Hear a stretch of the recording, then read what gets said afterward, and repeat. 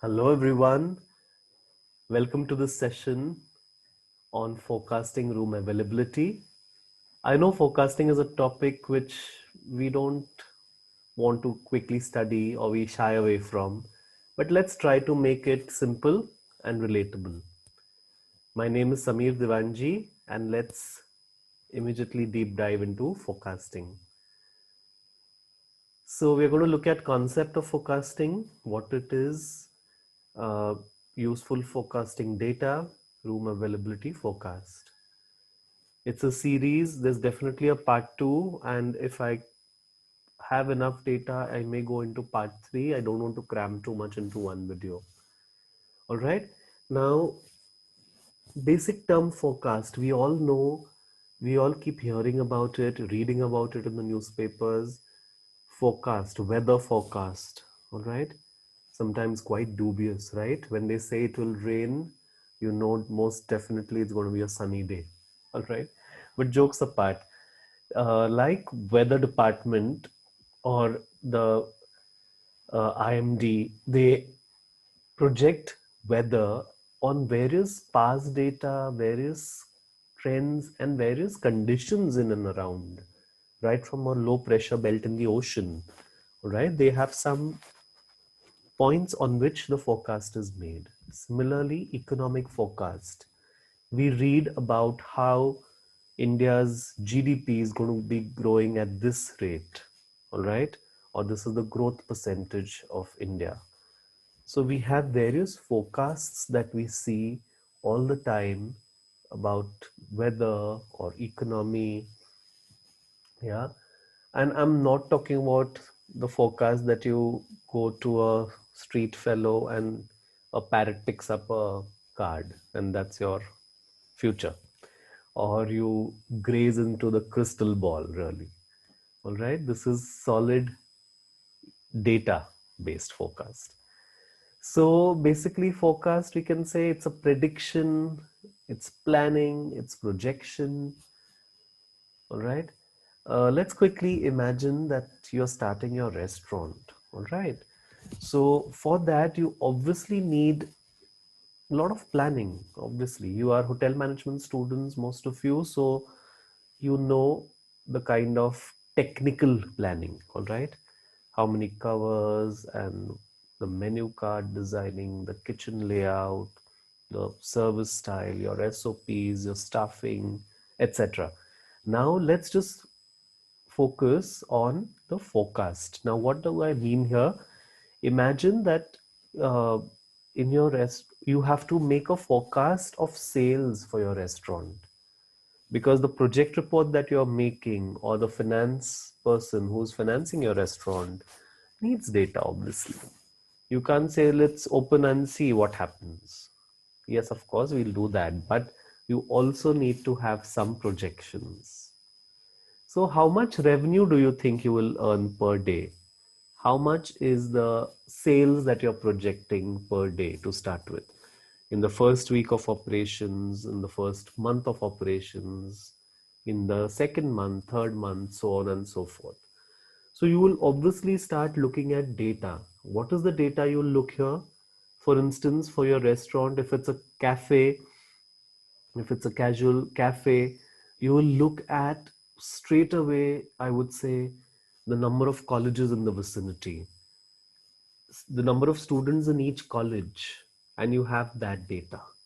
Then, if you're also going to target the families, then the housing societies and the families for takeaways and deliveries. All right. Otherwise, the student population, as I told you. Then you will look at the competition, the restaurants with similar concepts in your vicinity. What are they doing on an average? You can observe for a few hours, peak hours, and know how much money they are making. All right. So, how much are they making?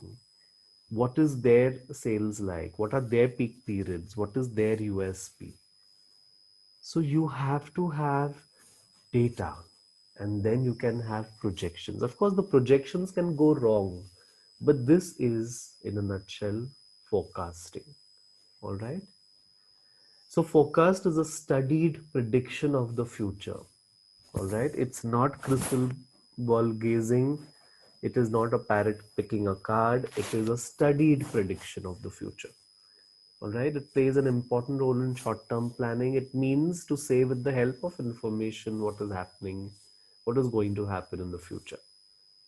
It is based on precise analysis rather than guesswork. So it's not guesswork. You know for sure there are 15 colleges with so many students each. This is the kind of footfall I'm expecting. These are the families who will, this percentage out of the families will come for parcels, takeaways, or home deliveries. This is the data than guesswork. So, forecasting is the process of making predictions of the future based on past and present data, and most commonly by analysis of trends. Very important here, data, data, data. All right.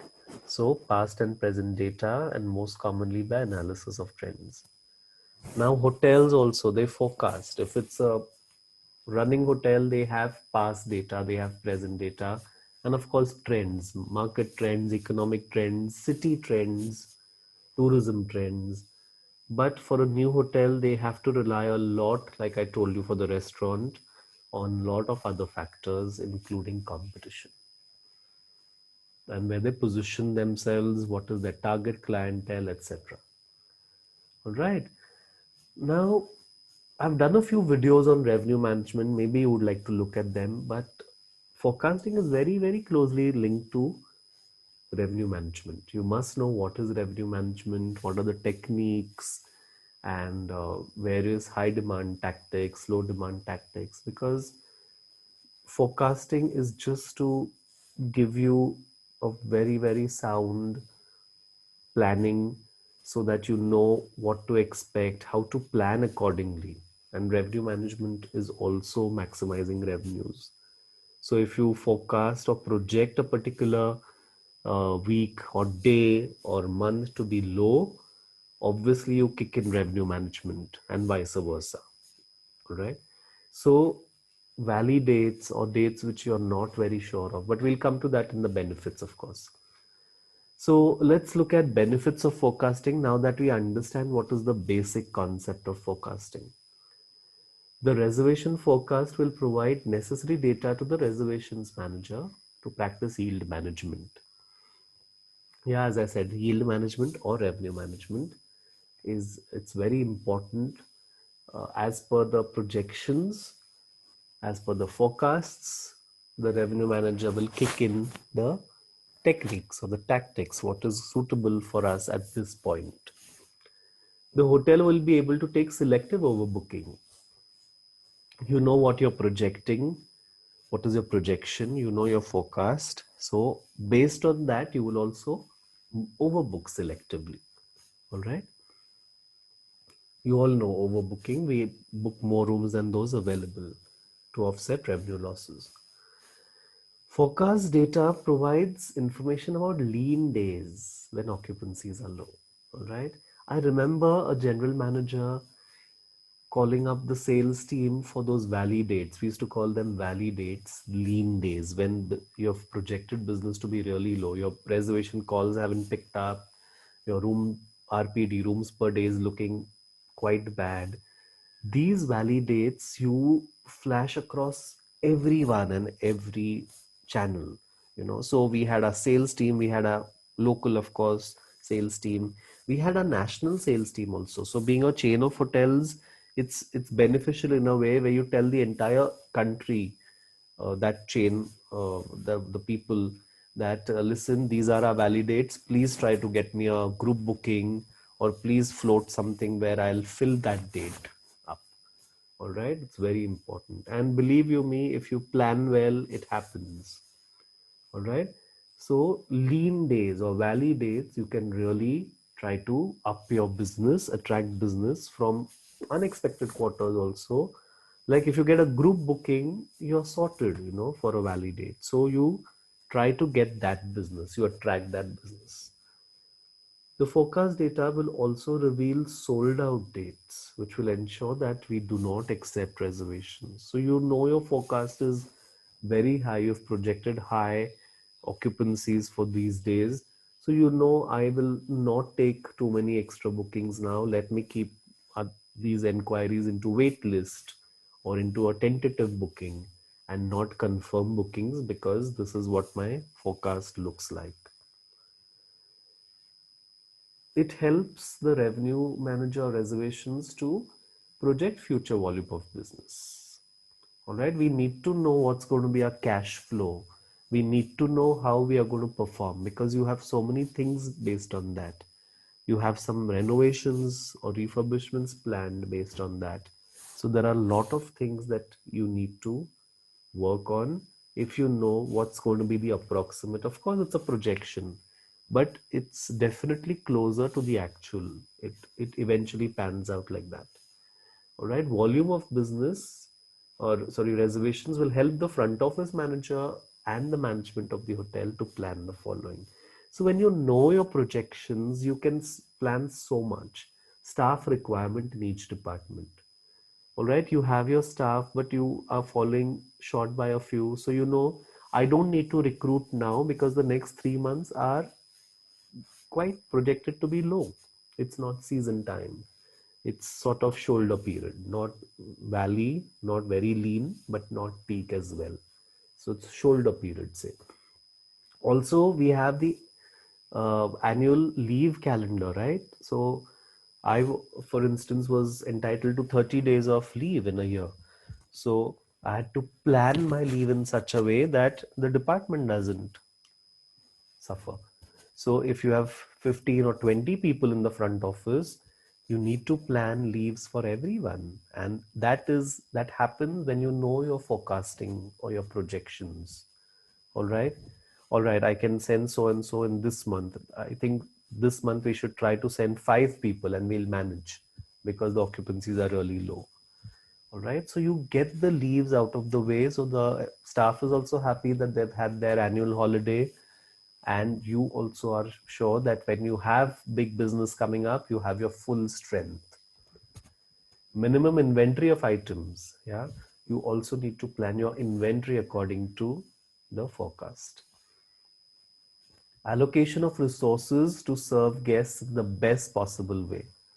Again, here resources primarily means, of course, the human resources. So the staffing, of course, it means inventory. It also means you have to know that what to do when. So you cannot take your gym for renovation, or you can't close your swimming pool for some other activity during peak period. So you know what to allocate when, you know which staff can be also doing double uh, responsibility or dual responsibility duty or multitasking, etc. So you allocate well. Maintenance and replacement requirements. Yeah. So all this you can decide: furniture, fixtures, slight renovations, refurbishments, when you know that you're not going to turn away guests because you're renovating. All right. And then, of course, special arrangements to be made for arrival of groups, commercial important persons, and VIPs. So, all these are the benefits of forecasting. I hope the basic concept of forecasting is clear. I hope that you find it simple and relatable. These are my 2 words that I'm aiming at when we do a topic like forecasting, so that you understand the basic and we move on smoothly. We are not doing too many complicated forecasting methods which involve statistics or big regression analysis and all that, but we are understanding the basics of forecasting. So there's a little quiz at the end, and you'll find the quiz link in the description. Please take that, and hope to see you in the next video of forecasting to further our knowledge. Thank you for your time. Thank you for your attention. And thank you for your commitment to be an excellent hotelier.